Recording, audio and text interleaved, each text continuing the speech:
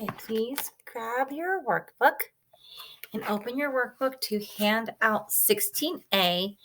It says plot flowcharts. Handout 16A, plot flowcharts. The directions say, after reviewing the parts of a hero's quest plot flowchart, record notes from the Phantom Tollbooth as the plot of the story develops. So, this is the hero's quest plot flowchart that they were referring to in our learning goal for today. So, right now, I'm going to go through and tell you what each one of these means. So, you can see they're numbered 1, 2, 3, 4, 5, 6. If you follow that line, that's the line of the plot.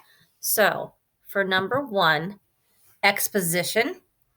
Exposition is the beginning of a story where the author establishes characters and setting. Number 2, and that's the box below the line. Number 2, the conflict and the call. The conflict is the main problem the characters face. Then you see as it's like going up a hill. Number 3, where it says the challenges, that's the rising action. You can see it going uphill. And these are smaller events that build toward the biggest event. The biggest event, that's number 4. That's the climax. The climax is the highest point of action, and it determines how the conflict will be resolved or how the problem is solved. Then you can see it starts to head downhill. And number 5 is called transformation. Number 5 is the falling action.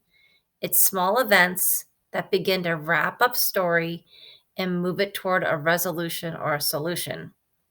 And then the last one, number 6, where it says the return, that's the resolution.